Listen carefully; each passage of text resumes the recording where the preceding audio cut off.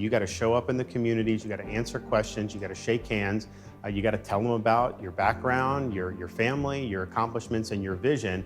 And when we do that, I mean, just out there with some of the people coming up to me saying, I was wrong about you, I was going to do Trump, now I'm with you after hearing me. So we have the ability to do it. It's a long process, but we are going to outwork everybody, and we're going to be successful in these early states. The governor has shed staff, cut costs, and is seeking to refocus his message amid signs he's losing ground to former President Trump. In New Hampshire this weekend, the governor attended one of the backyard barbecues held by our Centerpoint contributor and former Massachusetts Senator Scott Brown, who spoke with the governor about his campaign. Thank you, everybody. I'm Scott Brown. I'm a contributor for Trinity Broadcast Network here with Florida Governor Ron DeSantis. Governor, thank you very much for coming. We had about, I'd say, 400 people plus.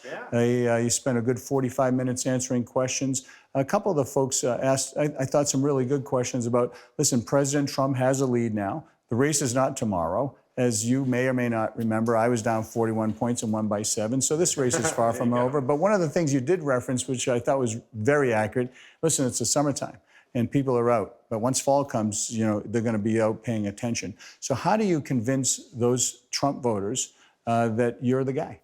Well, look, at the end of the day, you got to earn it in a place like New Hampshire.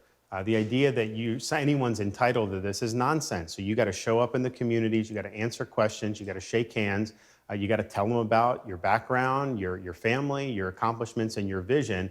And when we do that, I mean, just out there with some of the people coming up to me saying, I was wrong about you, I was going to do Trump, now I'm with you after hearing me. So we have the ability to do it. It's a long process, but we are going to outwork everybody, and we're going to be successful in these early states. Building and militarizing islands, changing the law of the air, the sea that have been in place for hundreds of years, stealing our intellectual property, manipulating their currency.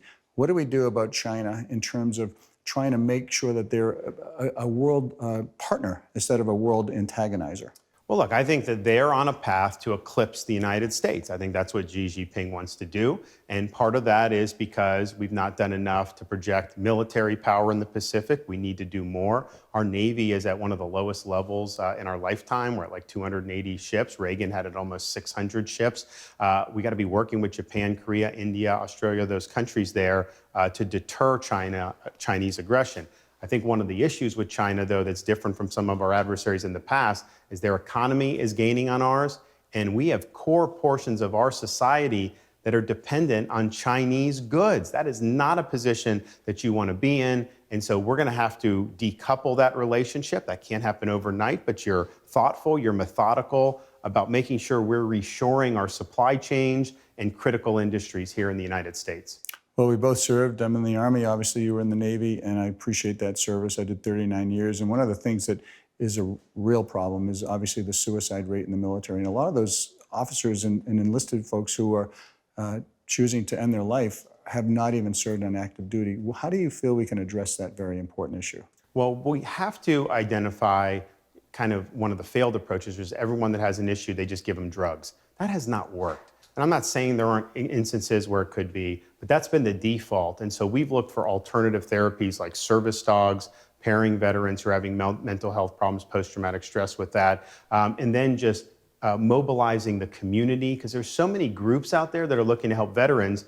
They are going to do a better job than an entrenched bureaucracy will. I've seen it in Florida. I've seen the results that have happened. But the key is how do you connect that veteran or that service member to those resources? The military doesn't do a very good job of doing that. That's where we've stepped up as a state government in Florida. And that's what we would need to do federally to be able to link these service members with all the great resources out there in the private sector. So how do people get in touch with you and your team and to be part of that team? Sure. So they can text FREEDOM to 512345, freedom to 512345. They can also go to our website, www.rondesantis.com, and you can sign up. We'd love to have a donation, but we want you as part of the team.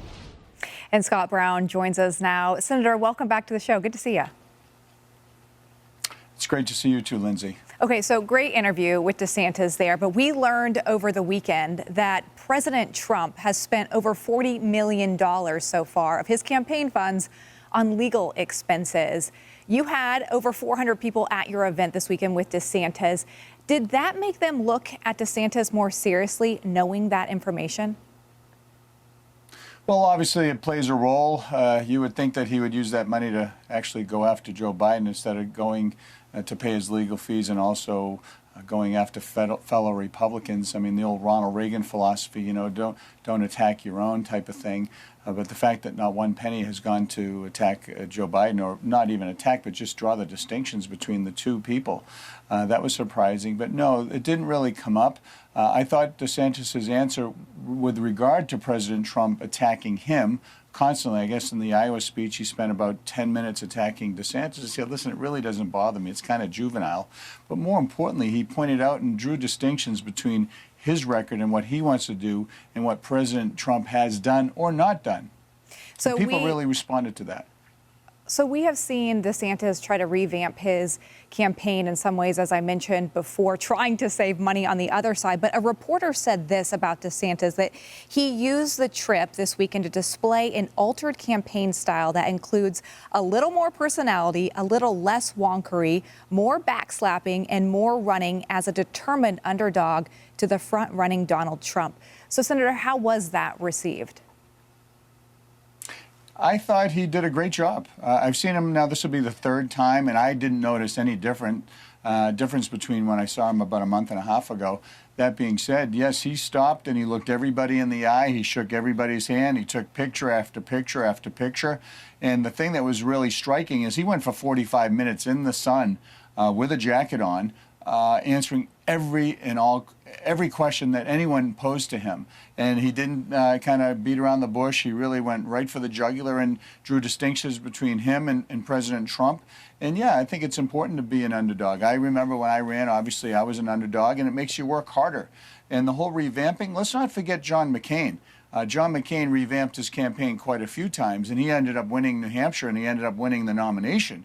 So a lot can happen. Obviously, it's still early, and we'll see what happens. Yeah, great point there on McCain. So we saw DeSantis speaking more about the economy, opposed to, it seems like he's been spending a lot of time on his woke agenda. That was a little bit more on the back burner. Was that more of a receptive message to people who came to your event? Yeah, he obviously, they know about his record in Florida. That's Florida. Is he going to do that sort of thing at a national level? You know, we'll see. Obviously, he has to deal with the House and the Senate. And if it's not a Republican House or Senate, then he's going to have some issues.